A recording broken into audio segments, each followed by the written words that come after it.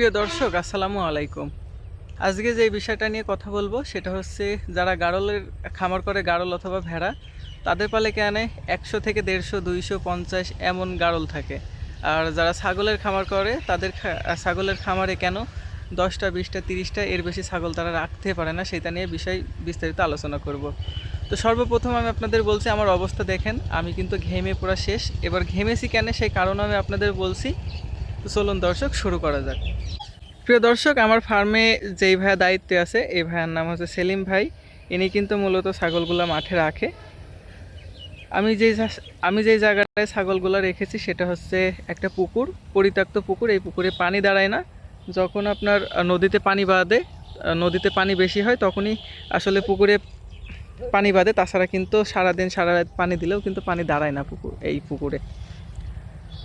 পানি যখন নেমে যায় তখন কিন্তু প্রচুর পরিমাণে ঘাস হয় এই পুকুরে। ঘাস হওয়ার কারণে কিন্তু আমি আমাদের ছাগল এবং গাড়লগুলোকে নিয়ে এসেছি। তো এবার যেই বিষয়টা নিয়ে কথা বলবো সেটা হচ্ছে, আমার ওই পাশে যে গাড়লগুলো দেখতে পাচ্ছেন, ওই জায়গায় 10 পিস গাড়ল আছে। আর আমার এখানে কিন্তু 21 পিস ছাগল আছে। এবং মাঠে আমরা 4টা গরু নিয়ে এসেছি। 2টা গরু কিন্তু আমাদের বাসায় আছে। সেই 2টা মাঠে খায় না, মানে পানিতে শুয়ে বেড়ায়। একটা গরু আর একটা গরুর মেরে দেয়, এইগুলো করে বলে সেই 2টাকে নিয়ে আসিনি। আর বাকি 4টা গরু আমরা নিয়ে এসেছি।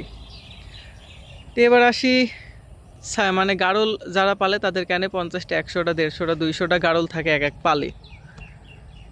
সেটার বিষয় হচ্ছে, দেখতে পাচ্ছেন দর্শক, আমার এই জায়গায় কিন্তু মাত্র 21 পিস ছাগল আছে। 21 পিস ছাগলে কতগুলো জায়গা নিয়েছে।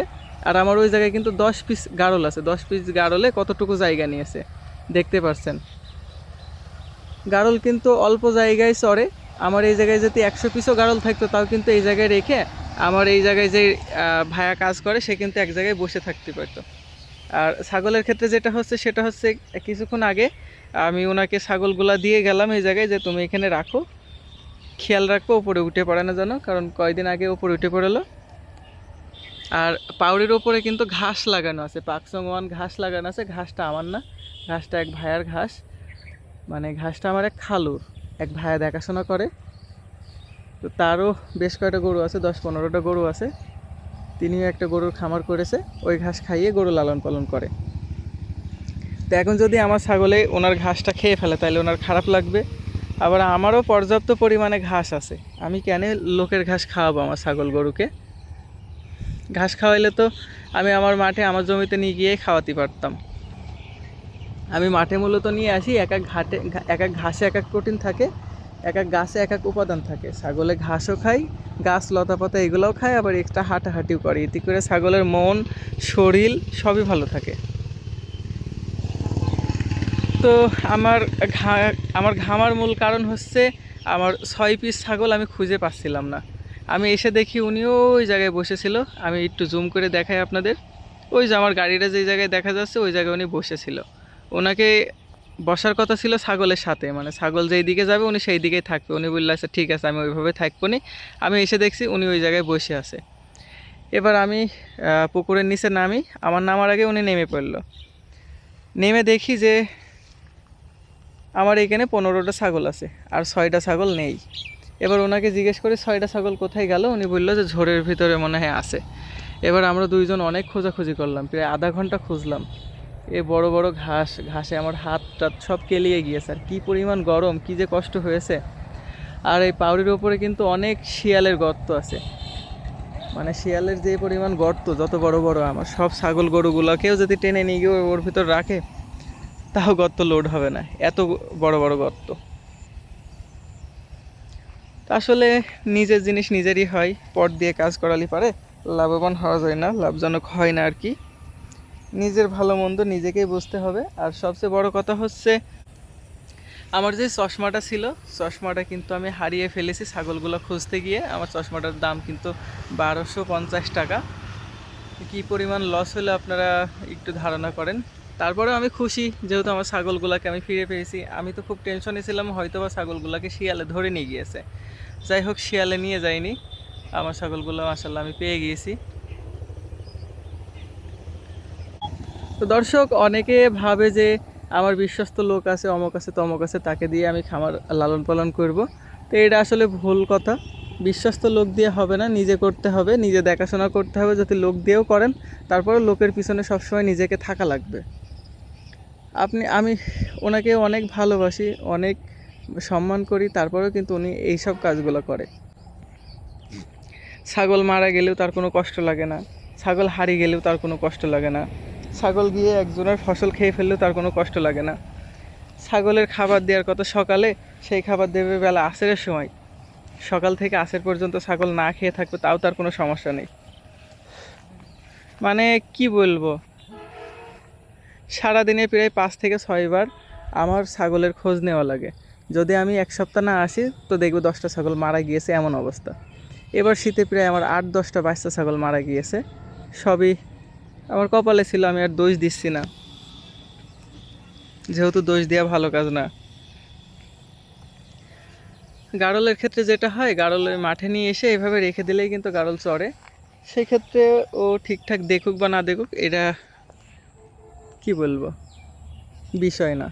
আর ছাগলের ক্ষেত্রে ছাগলের দেখা লাগে, ছাগল খুবই সেন্সিটিভ একটা প্রাণী। আর আমাদের খামারটা হচ্ছে মেন রাস্তার উপরে, বিশ্ব রোড বলে। এটা হচ্ছে চুয়াডাঙ্গা থেকে মেহেরপুর যাওয়ার যে হাইওয়ে রোড, এই রোডটার পাশেই কিন্তু আমার খামারটা। আমার বাসা আলুকদিয়া, চুয়াডাঙ্গা সদর, আলুকদিয়া ইউনিয়ন, আলুকদিয়া গ্রামে আমার বাসা। আমার ফার্মটা হচ্ছে আলুকদিয়া যে তেল পাম্প আছে, তেল পাম্পের অপোজিটে আমার ফার্মটা। মানে আমাদের এই রোডে খুবই দ্রুত গাড়ি চলে, এত দ্রুত গাড়ি চলে মানে কি বলবো। যদি একটু অসাবধান হয়ে রাস্তা পার হওয়া যায় তাহলে কিন্তু মানুষই অ্যাক্সিডেন্ট করে, সেক্ষেত্রে তো ছাগল। আমি নিয়ে আসার সময় আমি আসি, আবার নিয়ে যাওয়ার সময় কিন্তু আমি সাথে থাকি, তারপরেও সে এরকম করে। আবার লেবারে যে অসুবিধা সেটা হচ্ছে, লেবারে যদি একটা কিছু করার কথা বলেন, উনি বলবে সময় কই, সময়টা দেখিয়ে দাও। আবার সেম কাজ আপনি ওর সাথে থাকবেন, আপনার সাথে সেই কাজটা করবে, আবার বসে থাকবে, আবার গল্প করবে, আবারও যদি আরও একটা এক্সট্রা বাড়তি কাজ করান সেটাও কিন্তু সে করবে। আর আপনি ওকে বলবেন করার কথা, সে বলবে সময় কই, 1 বছরেও সে সেই কাজটা করতে পারবে না। আবার সেই মানুষ তার বাসার কাজ সে সব করতে পারবে, মাঠে চাষও করতে পারবে, লোকের হয়ে মনীষও জাতি পারবে। আবারও দেখা যাবে যে নিজের কাজ করবে, বাড়ি 1টা 2টা 5টা গরু থাকলে তাদের ঘাস কাটবে, সব করতে পারবে। কিন্তু আপনার কাজ যখন করতে আসবে তখন তার শরীর চলবে না, এত গরমে বাঁচা যাবে না, কখন করব, কত অভিযোগ। আর তার নিজের কাজের বেলায় কিন্তু আর কোনো অভিযোগ নেই, না খাটলে হবে, খাটতে তো হবেই, খাটবো না তো কী করবো নিজের বেলায়। আর আপনার বেলায় এত খাটা যায়, নিজেরও তো শরীর। আমার হচ্ছে নিজস্ব জমিতে ঘাস লাগানো আছে, আমার হচ্ছে 2.5 থেকে 3 বিঘা জমিতে ঘাস লাগানো আছে। 3.5 বিঘা ছিল, আমি কিছু ঘাস উঠিয়ে দিয়েছি। ওই জায়গায় আমি হচ্ছে যেই কী যেন গুয়েতিমালা ঘাস আছে, আমেরিকান 5G গুয়েতিমালা, ওই ঘাসটা লাগাবো বলে আমি সেই জায়গার ঘাসটা উঠিয়ে দিয়েছি। দিয়ে আমি ওই ঘাসের চারাও দিয়েছি। আমাদের বাসায় আমার চ্যানেলে ভিডিও আছে, সেই ঘাসগুলাই কিন্তু আমি এখন নিয়ে আসবো, নিয়ে এসে আমি আমার ওই জায়গাগুলাই লাগাবো। পরবর্তীতে 1 থেকে 2 বিঘা কি 3 বিঘা আমি গুয়েতিমালা ঘাস চাষ করব, আমেরিকান 5G গুয়েতিমালা। ওই ঘাসটা নাকি প্রোটিন % বেশি, ক্যালসিয়াম বেশি, মানে বাকি সব ঘাসে ছাড়া নাকি প্রোটিন, ক্যালসিয়াম, ভিটামিন, মিনারেল সবই নাকি ওই ঘাসে বেশি থাকে। আবার ওই ঘাসটা অনেক নরম, আবার ওই ঘাসের পাতাগুলো অনেক মোটা মোটা হয়, কুসুর তো নাই, ভুট্টা গাছের মতন। সব মিলিয়ে আমার ভালো লাগলো, আমি ওই জন্যে আসলে ওই ঘাসটা নিয়ে আসলাম। তো দর্শক, যদি কেউ লেবার দিয়ে ফার্ম করতে চান তাহলে কিন্তু এই সব সমস্যাগুলো হবে। মানে যত সমস্যাই হোক আপনি কাউকে কিছু বলতে পারবেন না। যদি কেউ মনে করে যে না এই কাজটা আমার না, এটা করে আমার কোনো লাভ নেই, আমার গেরস্ত মারা যাক, আমার নিজেকে বেঁচে থাকতে হবে, আমার নিজের শরীর, আমাকে এত টাকা বেতন দিচ্ছে, এত টাকায় আমার পোষাচ্ছে না, আমি কিন্তু ওকে ভালো টাকা বেতন দিই, আমার আবার থাকা খাওয়াও কিন্তু আমার, ও আমার ফার্মে থাকে, আমার বাসায় খাই, তারপরেও এরকম। তো দর্শক, আজকের ভিডিও এই পর্যন্ত। এখন আসরের আজান দিয়ে ফেললো, আমি আর কথা বলতে চাচ্ছি না। পরবর্তী একটা ভিডিও আপনাদের বাকি কথাগুলো শেয়ার করব। যদি ভালো লাগে আমার চ্যানেলটা সাবস্ক্রাইব করবেন, লাইক কমেন্ট শেয়ার করবেন।